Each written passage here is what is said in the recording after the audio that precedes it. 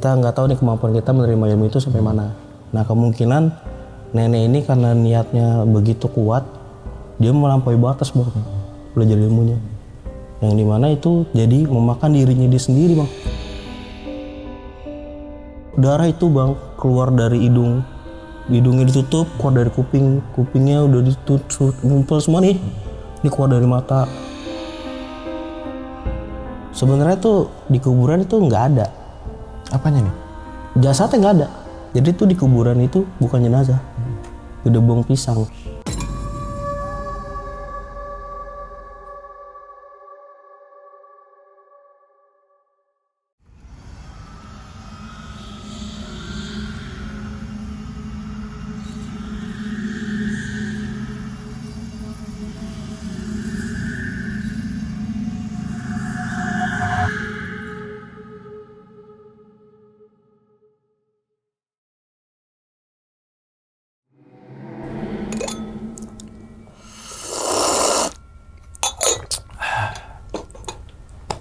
Assalamualaikum warahmatullahi wabarakatuh. Kembali lagi bersama gue Sumar Adiwijaya atau biasa dipanggil Umang dalam segmen Ngopi Horor. Ya teman-teman semua, pada video kali ini nih atau pada kesempatan kali ini lagi dan lagi gue tidak akan membawakan sebuah cerita dan namun menghadirkan narasumber yang tentunya mempunyai pengalaman mistis ataupun pengalaman horor. Nah di samping gue udah ada Bang Nando. Waduh, Bang Nando. Gimana kabarnya Bang? Baik Bang, biasa. Alhamdulillah. Salam untuk teman-teman dan juga keluarga di rumah nih Bang Nando. Nah sebelum Bang Nando menceritakan pengalaman ini, gue ngucapin terima kasih banyak nih ke Bang Nando karena udah meluangkan waktunya datang ke sini dan akan membagikan pengalaman ini ke teman-teman semua yang insya Allah banget di balik pengalaman Bang Nando teman-teman semua bisa diambil pelajarannya dan juga bisa diambil baiknya gitu ya Bang ya. Sih, betul. Oke Bang, kalau boleh tahu nih Bang, pada video kali ini lo pengen ceritain kejadiannya saat di mana Bang? Jadi ini kejadiannya itu bukan kejadian pengalaman dari gue Bang ya. Ini tuh cerita dari nenek gue yang belajar ilmu hitam Bang. Oke, belajar ilmu hitam. Wah ini apa ya? Kan ada juga tuh orang-orang yang nyari-nyari gituan ya. Betul. Kan ada tuh. Mungkin kalau di Indonesia bukan rahasia umum lah gitu. Bener. Semua orang tahu tentang hal itu gitu. Berarti itu kejadian dialami oleh nenek nih Bang. Itu tahun berapa ya Bang? Berarti udah lama banget ya? Wah lama banget itu Bang. Itu dari tahun kurang lebih 1980 berapa gitu loh Bang. Wah gokil. Emang sih tahun-tahun segitu orang-orang tuh banyak pasti tahu yang ya, begitu gitu, ya. bener, Oke. pasti. Bahkan yang sekarang aja ada aja tuh orang yang nanam apa di badannya Nah, gitu ya. Biar kebetulan nenek gue kayak gitu tuh Bang. Berarti sampai sekarang mohon maaf ya nenek masih hidup atau? Oh udah meninggal Bang. Innalillahi wa inna ilaihi raji'un. Oke. Dan kalau boleh tahu lagi Bang, intinya tuh ngalamin apa sih Bang nenek itu Bang almarhumah? Jadi nenek gue ini mempelajari ilmu hitam itu Bang karena kakek gue tanda kutipnya nikah kembali gitu Bang, jadi jarang pulang. Oh, karena ada sesuatu lah Bener, pokoknya jadi makanya dia mempelajari ilmu hitam karena mengharapkan kakek saya itu bisa kembali lagi gitu Bang ke rumah. ke rumah. Ya namanya suami istri ya Bener, gitu ya. sayang gitu Bang. Iya, tahu-taunya ada sesuatu lah gitu kan makanya nenek Bang Nando memutuskan yang tadi yang Bang Nando bilang. Oke, Bang Nando mungkin tahan dulu kali Bang ya ceritanya Bang ya. Siap. Oke, dan tanpa berlama-lama lagi kita langsung masuk aja ke dalam ceritanya. Ngopi horor segera dimulai. Bang, seruput dulu Bang kopinya. Nih, coba ya buka kopi. Bener, ya kan? Ini kan Bang kopi ya? Wah mantap Bang. Bener kan? Iya, soalnya nggak ada kopinya, orang ada airnya. Ada airnya, ada kopinya. Langsung aja, sikat!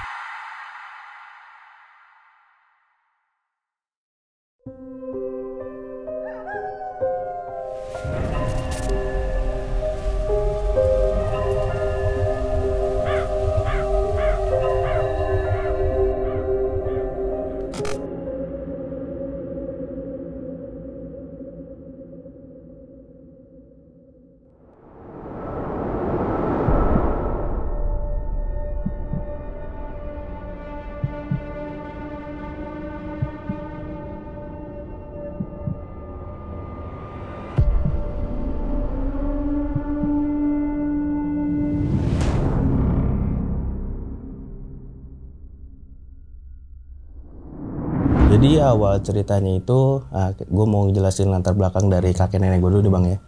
Kakek gue ini berasal asli dari Betawi Bang. Oke. Dan nenek gue asli dari Jawa Barat, Bang. Oke. Menikahlah mereka, dikaruniai 8 orang anak, termasuk ibu gue. Oke. Gitu. Kebetulan kakek gue ini seorang pegawai bank. Ya, bisa dibilang keluarga mereka itu berkecukupan lah, Bang. Oke. Pada masa itu. Iya. Ya kan? Sering berjalannya waktu, nggak terjadi masalah, harmonislah keluarga ini. Akhirnya muncullah keanehan dari kakek gue nih, Bang. Selalu ada alasan untuk gak pulang gitu. Ada entah alasan kerja lah atau gimana gitu. Awalnya nggak dicurigai oleh nenek ya. Akhirnya ya udahlah, nggak apa-apa. Oke. Makin sini makin sering, Bang, nggak pulang. Nah kayak gitu. Akhirnya nenek curiga nih. Nah terus dia bilang ke temannya, gue curiga nih sama suami gue. Kenapa akhir-akhir ini jarang pulang? Kayak gitu. Akhirnya pada masa itu baik lagi, Bang ya. Percaya akan hal mistis. Karena baik lagi sosial media juga belum ada kan. Mau cari informasi kemana juga nggak akan bisa. Akhirnya diajaklah nih untuk nanya tanda kutip orang pintar lah, Bang. Untuk menerawang keberadaan kakek gue di mana gitu. Akhirnya setelah diterawang dapatlah penglihatan bahwa kakek gue ini telah menikah lagi. Kayak gitu. Menikah lagi, kebetulan istri mudanya itu orang Banten, Bang. Yang katanya kakek gue itu menikah itu karena dibikin juga gitu. Oh, kayak guna-guna. Betul. Pelet atau apalah namanya ya. Sampai akhirnya kakek gue tuh lupa sama keluarga gitu. Akhirnya dapat informasi dari si orang pintar itu, dikip lah nih informasi tentang ayahnya dari anak-anak dari nyokap kan. Dengan tujuannya biar anak-anaknya nggak mikir gimana-gimana gitu kan. Nah dalam merahasiakan informasi ini, nenek saya itu selalu mengupayakan, Bang, gimana caranya si suaminya ini kembali. Diupayakannya itu balik lagi ke orang pintar terus. Ya mungkin karena di segi istri yang keduanya ini kebetulan orang Banten, mungkin main ilmu juga, jadi kayak saring serang gitu. Akhirnya nggak ada impact. Nah seiring berjalannya waktu, anak-anaknya udah tumbuh remaja dan nyokap gua kebetulan udah nikah. Mulailah yang namanya ditinggal ayah itu kan keuangan udah mulai nggak stabil, Bang. Dan kebetulan kan itu kan nenek gua mengupayakannya kan dari orang pintar terus kan, yang otomatis mengeluarkan biaya terus. Nah perlahan-lahan tuh aset yang mereka miliki tuh kejual semua, Bang. Demi mengupayakan suaminya tuh kembali gitu. Bahkan nenek gue sampai yang tadi lu bilang nanam benda di badan gitu kan. Dari rumah terakhir yang ada di Jakarta itu akhirnya kejual, Pak. Apa jual rumah? Semua aset pokoknya untuk mengupayakan kakek gue gimana caranya untuk balik lah gitu. Akhirnya rumah ini kejual, nenek gue memutuskan untuk tinggal di kampung di Jawa Barat. Gitu. Mereka memutuskan untuk beli rumah, tinggal di kampung. Nah, keputusan yang diambil anak-anak yang sudah menikah dan sudah bekerja di Jakarta, ya udah mereka stay di Jakarta, Bang. Yang belum menikah dan belum ada pekerjaan, ya udah ngikut. Gitu. Akhirnya sampailah mereka nih tinggal di Jawa Barat. Nah, dari Jawa Barat ini terbilangnya masih terus mencari, Bang. Istilahnya gimana ya? Nggak puas lah gitu dengan paranormal yang ada di Jakarta. Masih terus mengupayakan gitu, Bang. Akhirnya sama aja sih lah, Bang. Nggak berimpact sama sekali. Bahkan kalaupun memang berhasil pulang, itu cuma beberapa hari terus pergi lagi berapa bulan. Bahkan sampai pernah, Bang, katanya 1 tahun, Bang, bener-bener Lebaran nggak pulang. Saking bener-bener kuatnya gitu. Iya. Nah ini kan dapatnya kan paranormal ini usut dapatnya dari informasi dari teman-temannya nenek gitu. Karena mungkin mereka juga pakai, Bang ya. Curhat lah nenek nih sama salah satu teman nenek bilang kayaknya gua gak bisa nih narik suami gua lagi untuk balik kayak gitu. Akhirnya dibilang lah nih sama temennya, ya udah sekarang kan harta lu udah habis nih untuk mengupayakan. Gimana kalau lu belajar langsung aja? Belajar langsung ilmu gitu. Biar tujuannya mungkin biar nggak kordit lagi, Bang. Iya. Cuma kan itu kan sangat menyesatkan, Bang ya. Betul. Dan terlebihnya juga orang itu juga sebenarnya nggak boleh kan. Sempet dah dipikirkan oleh nenek. Akhirnya selang beberapa hari balik lagi tuh ke temennya, bilang ya udah, gue mau deh belajar. Tapi gue nggak tahu lokasinya, tolong anterin gitu. Akhirnya dianterin lah nih bang. Lokasinya itu katanya di Legenda Lutung Kasarung bang, daerah Legenda Lutung Kasarung. Yang katanya rumah dari si guru ilmunya ini bang, itu ada di atas gunung. Itu zaman dulu, wah gunung kayak gimana bang, kayak hutan kan. Akhirnya berangkatlah nih mereka berdua bang. Ibu-ibu berdua ke hutan gimana dah? Kan itu udah nggak masuk logika lah. Berangkat mereka ke sana nih, melewati hutan, sampai dia melewati sungai yang aksesnya itu hanya bisa dilewati dari bambu yang dibelah dua bang. Jadi cuma 2 bilah bambu gitu doang. Pedalaman banget ya. Bener-bener nekat sampai kayak gitu karena demi si kakek mengupayakan gitu. Akhirnya sampailah dia di rumah guru spiritual ini bang. Dan dia cerita masalahnya dia gimana. Akhirnya sudah tahu nih, udah mengerti nih gurunya. Akhirnya dia bilang, ya udah, jika emang keinginannya mau belajar sendiri, gue bisa ngajarin lo gimana caranya untuk mempelajari ini. Tapi resiko dia tanggung sendiri. Baik lagi namanya kita belajar bang ya. Kalau nggak salah dia disuruh berendam bang di salah satu sungai kalau nggak salah ya. Ini kita dapat point of view-nya dari si temennya ini gitu. Dari situ dia berendam selama berapa hari, kalau nggak salah 2 hari kalau nggak salah. Awalnya saat dari selutut, terus next step lebih dalam lagi berendamnya sampai sepinggang. Next step pokoknya terakhir itu sampai sebatas leher. Berarti kepala doang kelihatan gitu? Yes, kayak gitu. Selesai dia berguru, kembalilah dia ke rumahnya nih yang di Jawa Barat. Nah itu dari situ bang, mulailah dia mempraktekkan nih ilmunya, praktekkan. Nah kebetulan sempat ada hasilnya.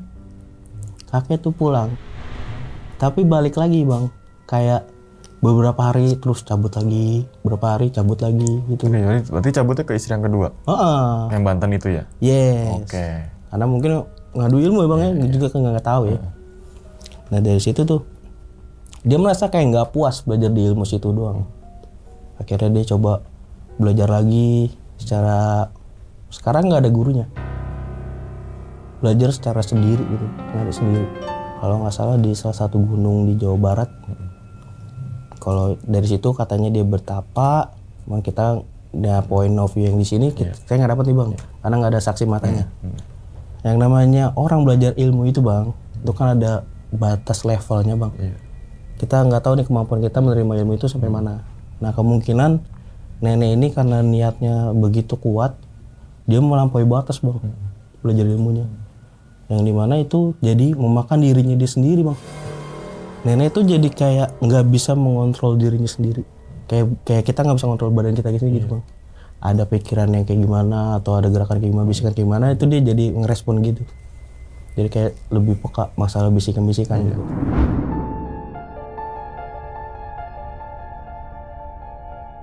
Nah singkat cerita, mulailah nih bang berimpact ke badannya nenek. Nenek itu jadi sakit-sakitan kayak gitu. Karena kebetulan kan yang di rumah Jawa Barat ini kan anak-anaknya yang belum kerja, otomatis ya nggak punya kekuatan lah kalau nenek sakit. Akhirnya menghubungilah anak-anaknya yang ada di Jakarta, dihubungin bahwa ini si nenek sakit. Oh yaudah, akhirnya yang anak-anak di Jakarta memutuskan untuk menjemput nenek nih dari Jawa Barat, dibawa ke Jakarta bang, masuk rumah sakit. Nah itu di rumah sakit bang, nggak kedeteksi bang sakitnya apa. Pakai alat pun nggak kedeteksi bang. Jadi tuh tapi fisiknya kelihatannya kayak orang sakit, lemas kayak gitu. Akhirnya dokternya bilang ini saya juga nggak ngerti sakitnya apa gitu kan, karena dari berbagai macam alat kita deteksi nggak terdeteksi sakit gitu. Selang beberapa minggu dari rumah sakit sembuh nenek bang. Terus akhirnya mungkin karena dia nggak puas balik lagi bang, dia balik lagi ke rumah Jawa Barat. Ya mungkin dia mempersiapkan diri untuk mencari ilmu yang lain. Selang beberapa hari dia nyampe di rumah Jawa Barat tuh sakit lagi bang. Sakitnya itu tapi ini benar-benar kita bisa lihat, kemarin kan cuma badannya lemas segala macem. Ini sampai seluruh pembuluh darahnya pecah bang. Darah itu bang keluar dari hidung, hidungnya ditutup, keluar dari kuping, kupingnya udah ditutup, ngumpul semua nih. Ini keluar dari mata, sampai nenek tuh muntah darah bang. Itu darahnya kayak darah marus, darah kental gitu bang. Itu ditampung di ember tuh lumayan hampir setengah ember gitu bang. Logikanya darah manusia itu kan nggak kalau misalkan udah keluar kayak gitu, udah kurang banget darah kan. Udah nggak akan pernah ada yang sanggup lah untuk bertahan hidup gitu, logikanya gitu bang. Akhirnya karena sakit udah kayak gitu, anak-anak yang di Jakarta memutuskan nih, kita ini aja deh bawa ibu ke Jakarta, terus kita kontrakin dengan tujuan mungkin biar gampang ngekontrol bang ya. Karena kalau Jawa Barat kan cukup makan waktu dan ongkos gitu kan. Udah akhirnya dijemput lagi, dibawa ke Jakarta, dikontrakin nih bang. Nah sampai di sana itu tuh nenek udah kayak bukan nenek, udah bengong, terus udah kayak bentar-bentar kadang lagi bengong dia bisa teriak bang. Entah dia denger apa, kita kan juga nggak denger bang ya, jadi kita nggak tahu. Akhirnya anak-anaknya nih memutuskan untuk kayaknya nih ada yang nggak beres sama nenek. Apa kita coba panggil Ustadz ya? Karena kayaknya dulu ibu ini kayaknya pernah menuntut ilmu gitu. Kan emang sebenarnya kan nggak dikasih tahu sama anak-anaknya kan bang. Akhirnya diputuskan nih. Nah dapat saran lah Ustadznya ini kita panggil. Itu namanya Ustadz Nurul bang. Kebetulan tinggalnya di daerah Gadok, lumayan jauh kan dari Jakarta Barat. Jemput tuh bang malam-malam. Jemput dari Jakarta ke Gadok ke Jakarta lagi. Sampailah malam nih jam 11 kalau nggak salah bang. Nah dalam kejadian ini kebetulan saya udah lahir bang. Dari situ basa-basi lah sama Ustadznya menceritakan kronologi kan. Terus nggak lama Ustadznya ngomong gini, saya boleh nggak ngeliat nenek gitu? Ya silakan Pak Ustadz, ada di dalam gitu. Kira masuk, Ustadznya masuk, Ustadznya ekspresinya langsung gini, ini seharusnya nenek kamu udah meninggal dari 4 hari yang lalu. Nih yang sekarang ada di tubuh nenek kamu bukan dia lagi gitu bang. Dan terlebihnya ada benda yang ada di dalam tubuh nenek kamu gitu. Ya terus gimana Pak Ustadz? Biar nenek saya sembuh lah gitu kan. Ya udah kita melakukan pembersihan lah kayak gitu bang. Pembersihannya kayak gimana Pak Ustadz? Ya kan baik lagi bang ya, kita kan gak ada yang pernah tahu kan caranya gimana, gue belum terbuta lah. Akhirnya Pak Ustadznya bilang ini, ya udah kebetulan peralatan yang akan kita gunakan itu sangat gampang dan ada di rumah. Yuk kita lakuin pembersihannya sekarang gitu bang. Apa aja sih yang diperlukan Pak Ustadz? Yang pertama beras, baskom sama kain bang, kain apapun itu. Nah, gampang dong cari di rumah, langsung disiapin. Ini Pak Ustadz, ya udah dibikin di air doa bang, kasih minum ke nenek. Terus kasih minum ke nenek, ya udah kita mau pembersihan benda yang ada di dalam tubuh gitu. Nah kebetulan saya nggak bisa memegang secara langsung tubuh dari nenek, saya butuh perantara. Ya udah ditunjuklah salah satu dari anak nenek gue nih bang. Ya udah kamu deh coba bantu untuk pegang bagian tubuh yang ada bendanya gitu. Nah, terus dibilang ada beberapa titik bang, diantaranya tuh dahi, bibir, ya lainnya saya juga kurang tahu. Jadi katanya coba kita cabut yang di dahi dulu, di jidat. Pegang jidatnya, diginiin bang. Ya udah genggam tangannya. Nah ini kan udah gini, terus diapain Pak Ustadz? Ya udah tangannya masukin ke beras yang tadi udah disiapin dalam baskom itu bang. Masukin, nah itu stepnya sama tuh bang.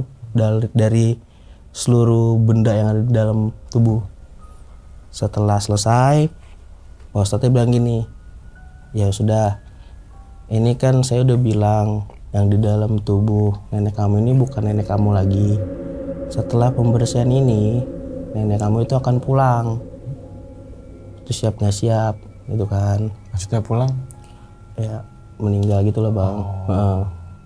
Kan oleh, ya udahlah yang penting daripada kita ngeliat nenek saya itu, gua benar-benar nggak berdaya bang, kasihan gitu kan. Setelah dari situ ya udah mau gimana Pak Ustadz, yang namanya masa kita tega ngeliat nenek saya begitu ya kan. Jalan terbaik lah gitu.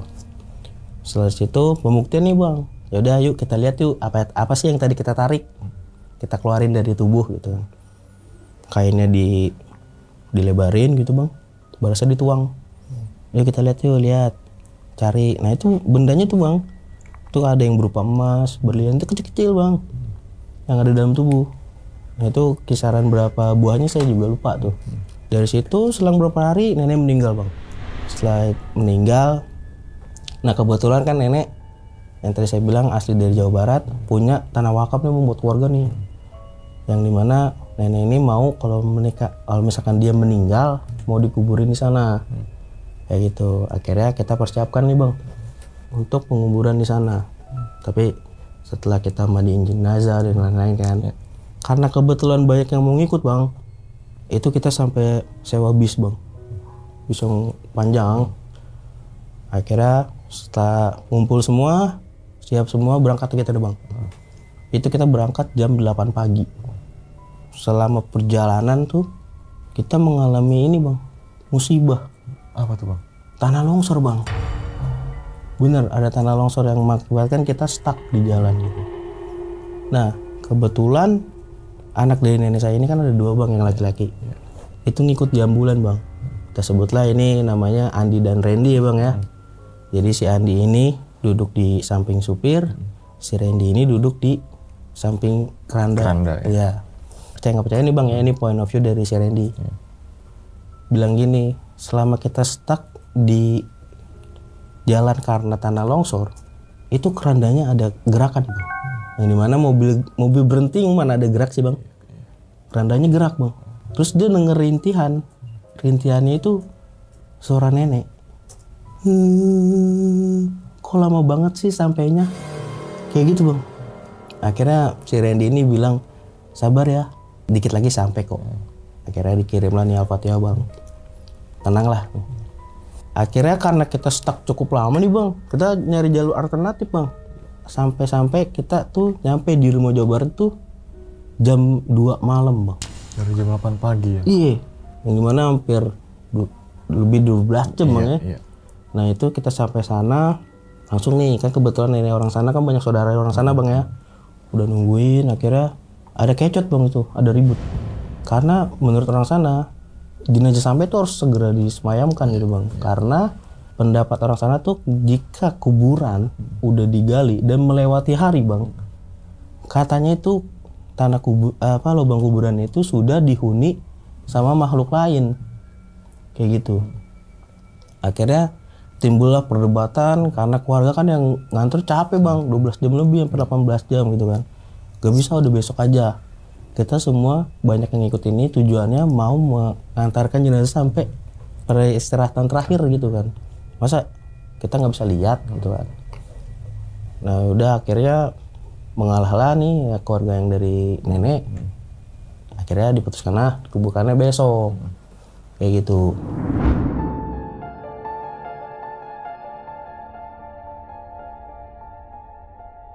Singkat cerita, keesokan harinya disolatkan kembali, jenazah dari nenek dibawa nih bang.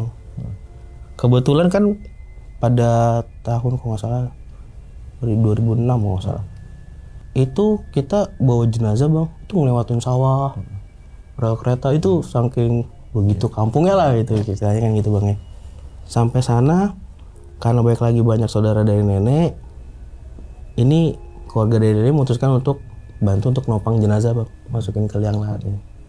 Pendapat dari saudara nenek ini bang, itu jenazahnya nenek gue tuh masih hangat bang, badannya hangat kayak manusia masih hidup, terus lemas.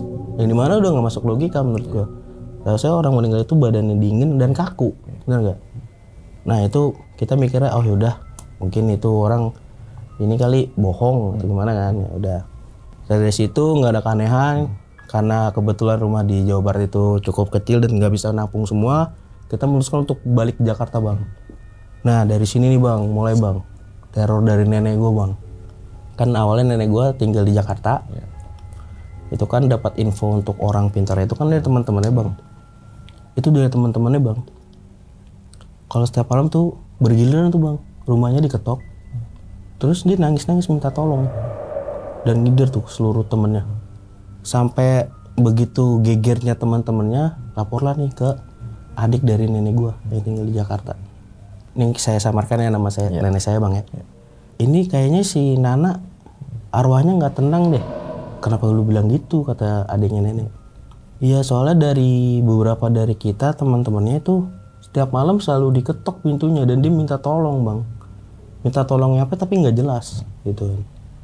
Marah dong adiknya nenek karena nggak mau lah namanya keluarga dijelekin kayak gitu kan bang. Akhirnya seling beberapa hari ini adiknya nenek mengalami sendiri bang. Gimana tuh? Jadi dia ngelihat wujudan nenek itu lagi nangis dan manggil nama dia, minta tolong. Akhirnya dari desas warga yang namanya zaman itu kan dari mulut ke mulut bang ya, memutuskan nih adiknya nenek untuk cerita ke anak-anaknya termasuk ke nyokap. Itu kayaknya ibu lu ada yang mau disampaikan kayaknya. Karena kemarin gue ngeliat ibu lu tuh nggak tenang. Gue ngeliat ibu lu tuh nangis-nangis. Selang beberapa hari setelah adik dari nenek ini cerita, ini kan masih ditepis lah sama keluarga gue bang. Apaan sih paling orang iseng gitu kan. Kita ngalamin sendiri bang. Dari 88 anaknya gitu. Ngalaminnya tuh terornya dari telepon rumah. Jadi setiap maghrib itu telepon rumah tuh selalu berdering bang. Kalau kita angkat, itu bener suara nenek nangis minta tolong. Dan yang anehnya, setiap kita angkat, dia tahu siapa yang angkat. Misalkan gue nih yang angkat. Tolongin nenek dong do. Kita masih mikirnya, ini orang iseng pasti gitu kan. Akhirnya kita mikir, udahlah biarin gitu kan. Sampai kita terganggu tuh selama beberapa hari terus begitu bang. Setiap maghrib. Akhirnya kita putuskan lah mengambil kesimpulan nih ke seluruh anaknya. Ya udah, abis maghrib telepon rumah kita cabut deh. Cabut ke boleh. Logikanya kan nggak akan bunyi bang. Ini bunyi bang. Berdering. Kita angkat ada suaranya. Wah itu udah nggak bisa dimasukin logika lagi tuh. Akhirnya kita langsung percaya kan. Wah langsung merinding tuh. Akhirnya dari kejadian itu seluruh dari terutama keluarga gue bang ya. Itu saking takutnya bang. Itu kita sampai tidur tuh satu kamar berlima. Saking takutnya terus mau pipis saya harus janjian, pokoknya jam segini kita harus pipis gitu. Saking takutnya tuh. Dari situ kebetulan karena apa bang ya, nuansanya di rumah saya kan cuma berlima. Kebetulan saya waktu itu libur sekolah masih SD bang gue. Gue nginep lah di salah satu rumah tante gue di daerah Jakarta Barat. Nah terus setelah habis maghrib kebetulan kan di Jakarta Barat ini rumah tante gue yang satu dengan yang lain berdekatan bang kontrakannya. Setiap habis maghrib tuh selalu ngumpul tuh bang, nanyain kabar, update-nya lah, kata gitu. Itu gimana, ibu masih terus neror gak? Ya masih. Itu telepon gue masukin lemari aja masih bunyi, bilang gitu kan. Nah nggak lama, nih kebetulan tante gue yang nanya ini, di rumahnya tuh belum masang telepon karena rumahnya lagi direnovasi, gitu bang. Dia ngomong gini, gue inget tuh, karena posisinya gue ada di lokasi. Iya tapi badan gue beberapa hari ini kayak demam, gitu panas banget. Nah kebetulan gue punya abang sepupu lah, pegang nih badan tante gue. Oh iya bener badan panas banget kayak demam tinggi gitu kan. Nggak lama bang setelah dia pegang badannya tante gue ini, itu dia teriak histeris bang, teriak histeris gini. Wah kayak gitu bang. Wah itu bener-bener gue merinding banget kan, tuh asli. Posisinya gue lagi main PS, dia di sini, dia langsung teriak kayak gitu, gue histeris dong. Kita masih kecil kan, gue lempar tuh stick PS bang. Bro, wih kenapa nih orang gitu kan. Gak lama tuh bang, ini misalkan dia bersila nih di sini bang. Nah, kebetulan nih jendela ada teralis nih. Dia bisa lompat. Gimana tuh caranya bang? Lompat tuh suaranya jadi suara kerak gitu. Teriak-teriak suara kerak. Dan suaranya setelah dia kesurupan itu berganti-ganti bang. Tak ada suara laki-laki, suara berat, suara perempuan. Wah ganti-ganti pokoknya lah. Sama si suara kerak ini. Akhirnya gue memutuskan untuk kabur karena gue masih kecil takut bang ya. Gue kabur lah tuh ke depan kontrakan. Kebetulan depan kontrakan dan ini jendelanya gini. Jadi cuman dibatasin sama jendela doang. Gue masih tetap kedenger tuh suara kesurupan sama teriak-teriak bang ya. Dari pendapatnya si makhluk ini yang masuki tubuh dari abang sepupu gue, dia bilang gini bang, ibu kalian tuh masih ada perjanjian sama saya, kalian harus tepati gitu, harus penuhi. Akhirnya dari situ bang baru terkuak, oh ternyata nenek ini ada perjanjian yang akhirnya mengakibatkan adalah kejadian seperti ini bang gitu. karena kita kebetulan di situ nggak ada yang ngerti untuk mengeluarkan yang orang kesurupan nih bang, panggil nih. Otomatis yang terdekat kan keluarga dulu nih bang, yang kemungkinan bisa ngeluarin kayak gitu. Selama dipanggil, udah segala macam, keluar nih bang ceritanya. Setelah keluar, kumpul nih bang, anak-anaknya kan, karena ya heboh mendengar statement seperti itu kan. Kumpul di situ, di kontrakan itu punya masukan lah kayak gini. Apa kita panggil ustadz yang waktu itu ngeluarin benda itu lagi ya? Ya kita coba aja, karena kita semua nggak ada yang tahu caranya gimana, karena udah beda alam, nolongnya gimana kan. Akhirnya panggil lagi nih bang ustadznya. Ustadz dipanggil, jemput, sampailah di kontrakan ini, diceritain lah kronologinya. Nah terus akhirnya gini kata Pak Ustadz, oh ya udah jika kayak gitu yuk kita coba yuk syariatin almarhumah ini dengan cara ya kita simbolik lah, kayak menguburkan jenazah lagi yang baru. Caranya gimana Pak Ustadz? Ya udah kalian carilah 5 buah jeruk purut, terus kain kafan. Udah itu aja yang saya butuhkan. Cari nih bang tengah malam. Akhirnya selang berapa jam ketemu. Dapat nih Pak Ustadz. Dapat, ya udah. Ini dari si jeruk purutnya ini bang, dibuatlah seolah-olah tuh jadi pocongan bang. Oh dibentuk gitu ya? Disusun jadi pocongan. Buatlah nih simbolik seakan-akan ini jenazah ibu, jenazah nenek gitu. Nah habis itu ditahlilin. Akhirnya setelah ditahlilan ngaji, sholatin bang, kayak sholat jenazah pada umumnya, kayak nguburin ini. Akhirnya ya udah kita setelah selesai sholatkan, yuk kita kubur. Kebetulan di depan kontrakan itu ada kayak taman kecil gitu bang. Digalilah tanah itu bang, tanah seukuran ya 5 jeruk purut tadi. Masuk ya, dikuburin, diazarin, dia kayak orang nguburin pada umumnya gitu bang.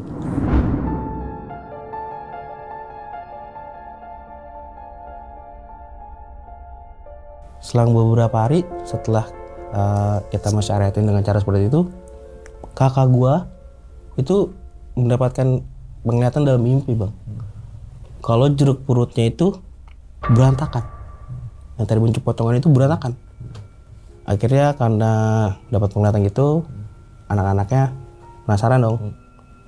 Teleponan nih Ustadz, Pak Ustadz, kemarin salah satu dari kita dapat penglihatan dari mimpi kalau si jeruk purut yang kemarin kita kuburin itu berantakan.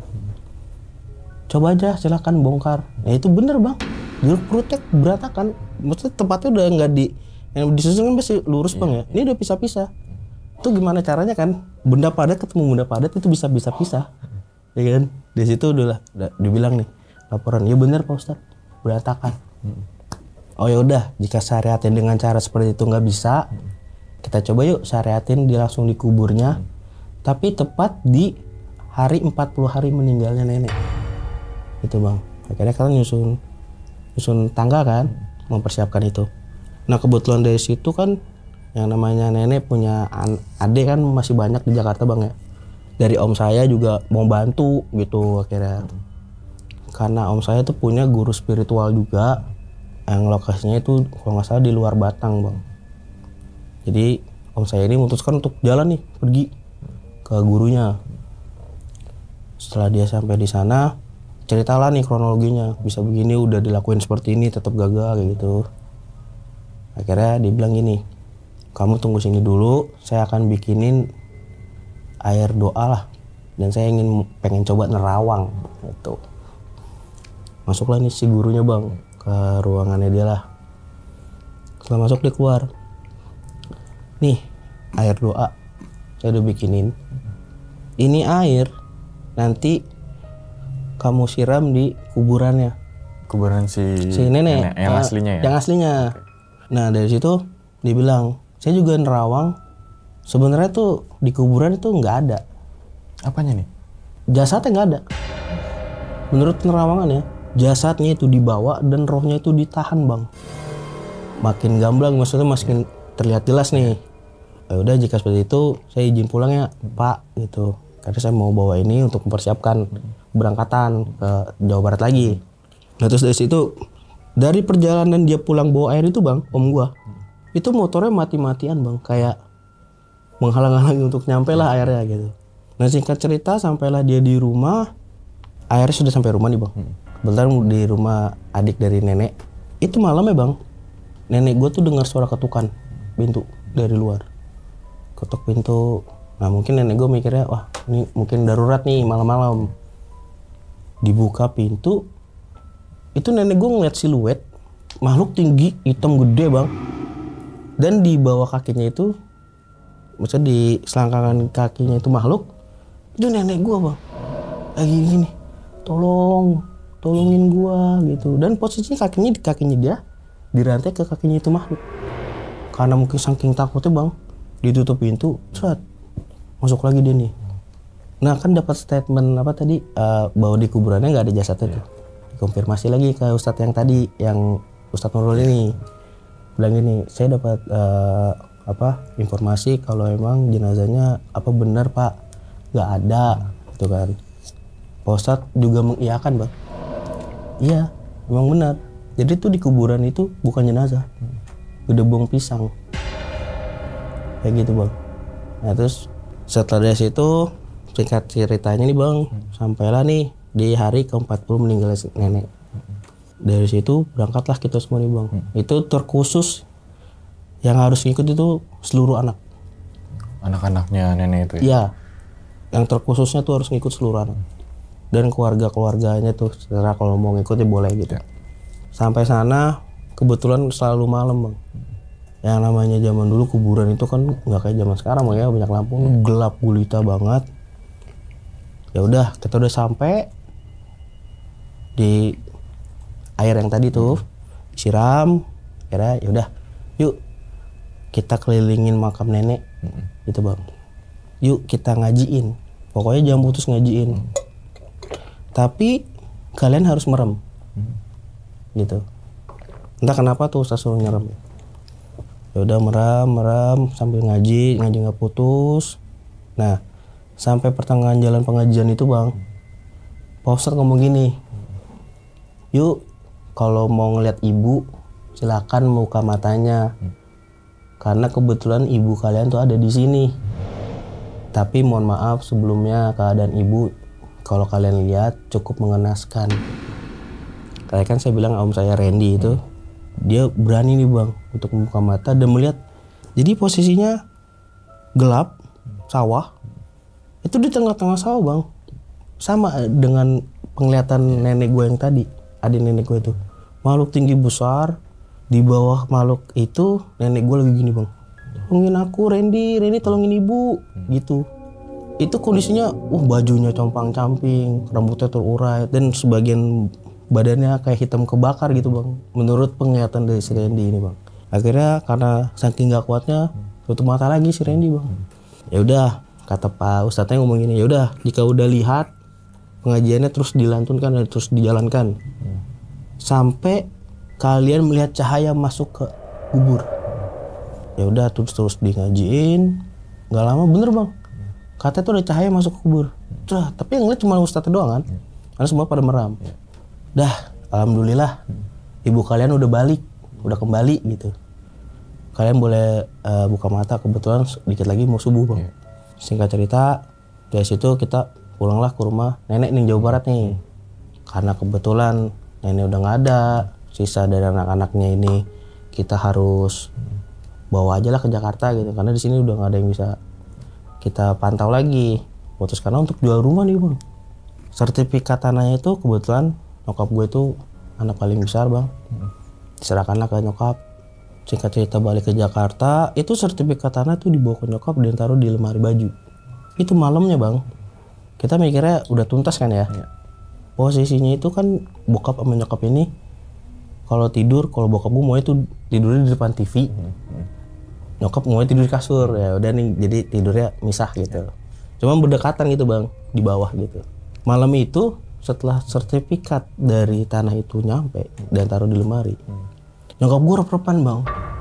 Penglihatan nyokap gue itu, nyokap gue diangkat terus ditekan ke tembok gitu bang, sama makhluk yang tadi gituin. Iya, ditekan kayak gitu. Wah merinding gue bang. Ditekan kayak nyokap kayak orang kecekek gitu, gitu. Nah dari situ dibangunin sama bokap nih, bangun lu kenapa? Gue ngeliat makhluk yang itu. Oh yaudah baca doa deh. Nah akhirnya dipanggil kakak gue nih, salah satu kakak gue, lu mending temenin nyokap gitu, karena nyokap tadi rep-repan gitu. Akhirnya ini kan di kamarnya kan, ini kasur, ini lemari bang, ini pintu. Nah kebetulan tuh nyokap tuh selalu tidur tuh maunya lampu gelap, dan itu cahaya cuman dari lampu luar doang kan, nerawang lah gitu masuk kamar. Akhirnya karena ditemenin kakak gua, nyokap gua tidur di pojok dekat tembok, kakak gua di sini bang. Setelah dari kakak gua nemenin, itu nyokap gua kembali rep-repan bang, balik lagi rep-repan, dibangunin kan langsung kan, posisinya pasti begini dong kakak gua, mau bangun gitu kan. Nah setelah ngebangunin nyokap, kakak gua balik badan, itu nenek gua bang diri. Wah anjing ini, nenek gua berdiri tepat di depan lemari yang ada sertifikat tanahnya bang. Sampai semuanya teriak, kabur dan heboh satu rumah. Akhirnya ceritanya udahlah, mikirnya gini, oh mungkin nyokap nggak mau nih sertifikat tanahnya gue yang pegang gitu.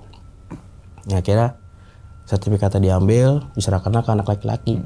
Mungkin nih lu yang berhak nih, kemarin ibu datang gitu. Ya udah. Nah itu kan proses penjualan rumah nih bang, itu nggak laku-laku bang rumah. Dapat kabar lah dari saudaranya nenek di sana. Itu kayaknya di depan rumah lu harus dibersihin dah kayaknya gitu. Kenapa? Gue kemarin kalau setiap malam gue ngeliat depan rumah lu ini, itu ada sepasang kuntilanak laki bini, cewek cowok gitu. Di bawah pohon, ya pohon serikaya cuma segini bang, nggak tinggi. Ini ya segini doang, itu di situ, selalu di situ. Kita memutuskan untuk ya udah kita coba yuk bersihin gitu. Nah gitu, di saat itu kita minta pertolongan kakek bang, kita hubungin kakek, yang dimana waktu pemakaman kakek juga nggak datang. Kita coba kontak, ya udah gue mau deh bersihin rumah gitu kan, kalau emang niatnya emang mau dijual gitu. Akhirnya kita berangkat ke sana, kebetulan gue ngikut bang. Itu posisinya cuma perwakilan dari anak-anaknya aja tuh, kalau nggak salah 4 orang. Itu tengah malam kisaran jam 10:30 lah, kakek datang. Nah akhirnya kita baru ngeliat kakek lagi kan. Kakek datang, dia bilang, oh ini mana yang mau dibersihin gitu kan. Kalau bisa tunjukin gua, karena kebetulan Betawi bang ya ngomongnya, tunjukin gue deh kamar nyokap di mana gitu. Di sini nih kamar nyokap. Gitu. Kebetulan di ruang TV ini kamar nenek bang, jadi di luar, di depan gitu. Kesan pertamanya kakek buka pintu, dia cuma bilang, astagfirullahaladzim, tunggu lu nanti malam gitu. Nah gue kaget kan, gue nggak tahu lu ngomong siapa. Posisinya yang berempat ini ada di ruang tamu semua. Tutup pintu, dia bilang nanti malam gue mau sholat tahajud di kamar bu gitu.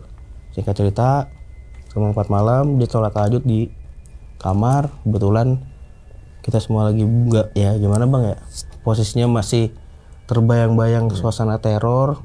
Pada nggak bisa tidur bang, masih belum bisa tidur, masih trauma gitu. Kakek masuk sholat tahajud, dia masuk di ruangan kamar itu sendirian bang. Tapi bang, itu di dalam dia kayak orang berantem, debak-debuk, ya kayak orang lempar-lemparan gimana sih, barang gitu.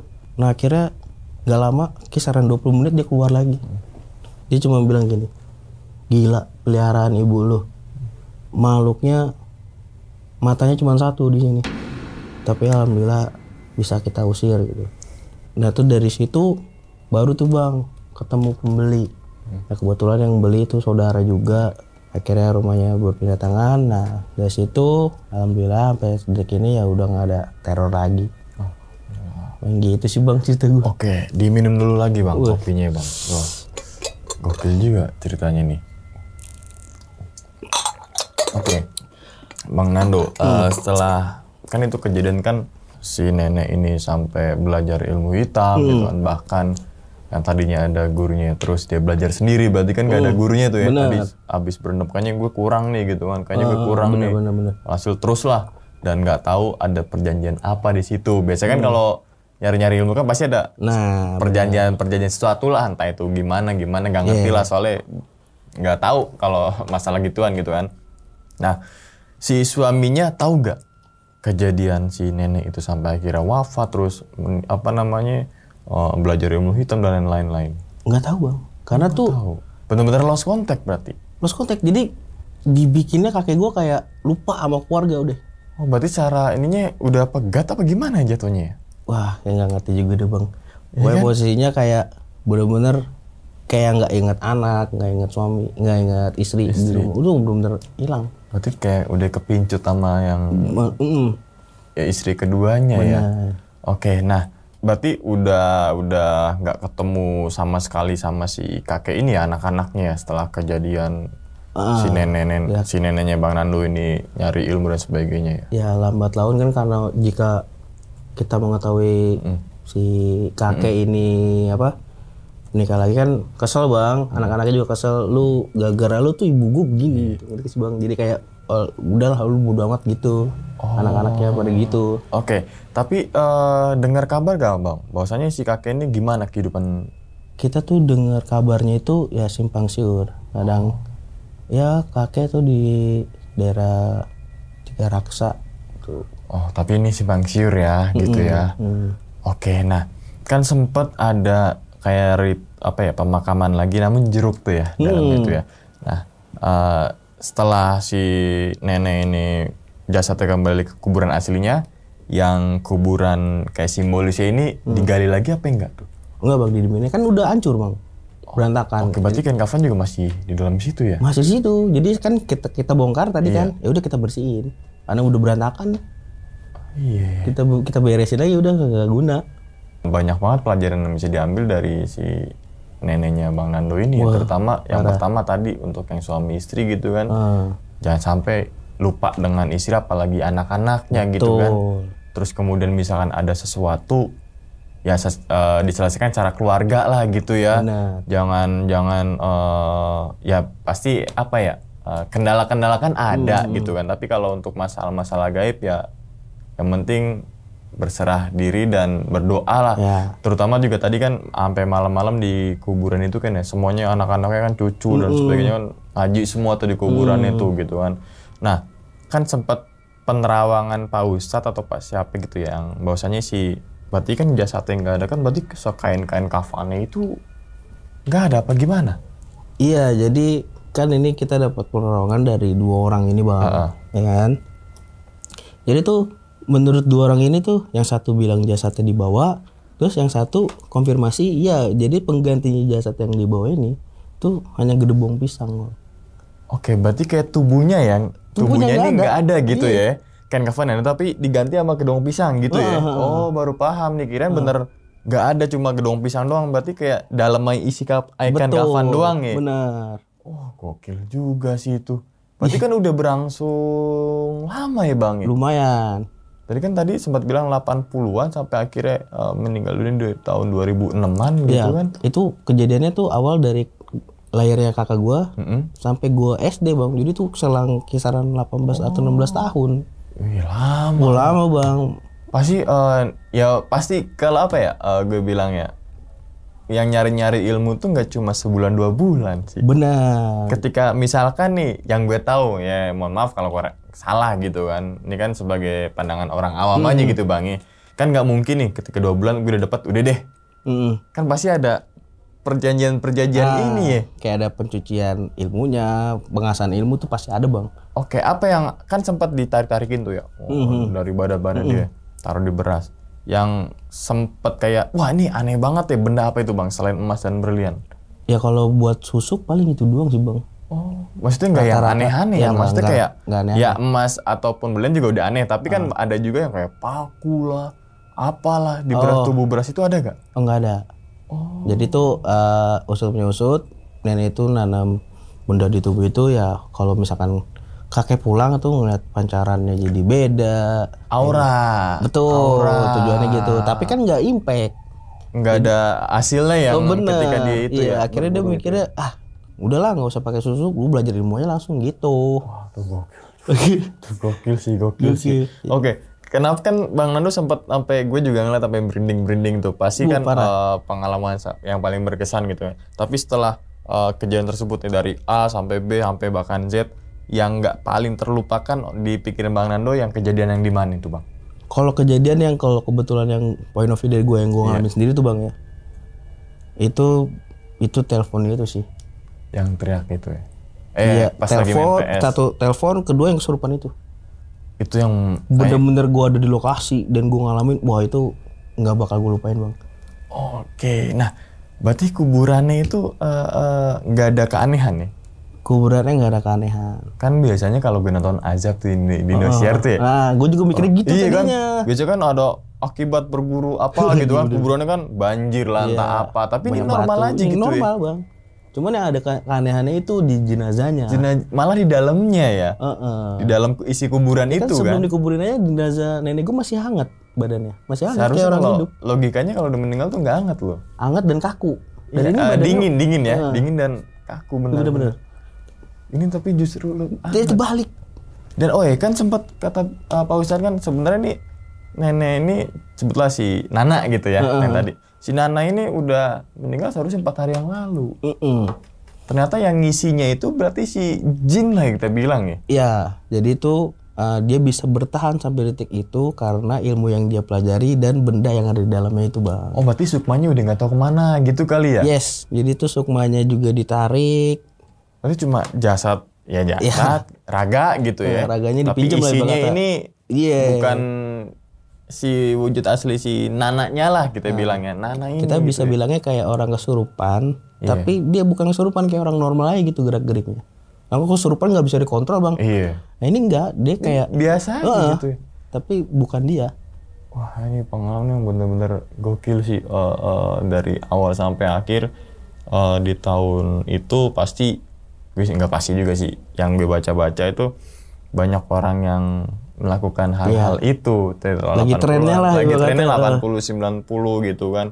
Tapi untuk teman-teman semua yang sekarang nih zaman modern nih kan, Gen Z, Gen apalah, Gen FM atau apalah gitu kan.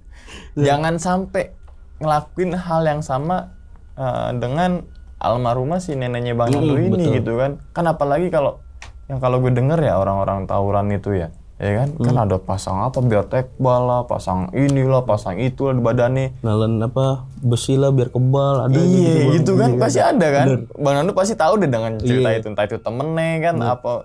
Janganlah, ini udah zaman modern gitu kan, dan ya jangan sampai nanam-nanam benda apa di badan kita gitu kan. Kita udah sempurna kok, masa dijelek-jelekin dengan hal-hal gitu. Pasti ada sebab dan juga akibatnya kan gitu kan. Nggak mungkin tiba-tiba dapat akibatnya tapi sebabnya nggak ada nih gitu kan. Tadi makanya nenek Bang Nando sebabnya ini, ternyata akibatnya begini gitu kan. Oke, ya udah, semoga almarhumah nenek dari Bang Nando diterimalah amal ibadah di sana. Oke Bang, sebelum ditutup nih Bang videonya, kira-kira apa ya Bang pesan dari pengalaman Bang Nando, terutama si almarhumah si nenek Bang Nando ini? Ya kalau pesan gue sih ya, jangan sampai nih kalian nih ingin tahu dan pengen tahu ilmu hitam itu seperti apa, karena sejujurnya itu nggak ada gunanya. Itu akan merugikan lu, baik itu sekarang ataupun nanti, ataupun nanti cucu-cucu lu kayak apa yang gue rasain sekarang gitu Bang. Efeknya tuh berkepanjangan. Betul. Gitu ya. Mungkin nggak dirasakan sekarang, tapi nanti nggak tahu berapa puluh tahun lagi. Bener. Kayak gitu. Impactnya pasti ada gitu ya. Timbal baliknya pasti ada. Gak mungkin juga langsung kontan ya kan. Bener. Misalkan kita lagi belajar apa nih, tiba-tiba belajar ilmu hitam misalkan, besok kan langsung impact kedar. Pasti kan nanti nih nggak tahu deh kapan deh gitu. Pasti ada aja. Ngerasain cucunya atau cicitnya yang ngerasain gitu. Impactnya kasihan ya ke cucunya gitu. Iya, ke cucu kan, berarti kan cucu. Jauh kan impactnya. Ke anak-anaknya, cucunya, mungkin nanti cicitnya. Bener, jadi ngerasain impactnya. Oke nih. Terima kasih sekali lagi nih untuk Bang Nando nih udah membagikan pengalaman yang sama-sama. Semoga teman-teman semua dari pengalaman Bang Nando nih, teman-teman semua yang masih belajar tentang ilmu-ilmu itu sadarlah gitulah. Udah tinggalin dan jangan diterusin. Jangan cari tahu apalagi sampai tahu. Gitu kan. Wah, sesat itu Bang. Sesat itu benar, ilmu hitam tuh sesat. Dan ya mungkin gue tutup dulu kali Bang ceritanya Bang ya.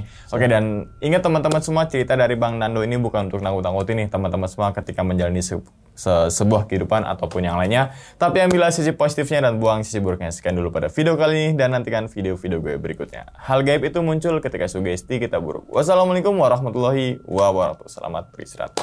Bang, terima kasih banyak nih. Sama-sama, Bang. Alhamdulillah. Bungkus.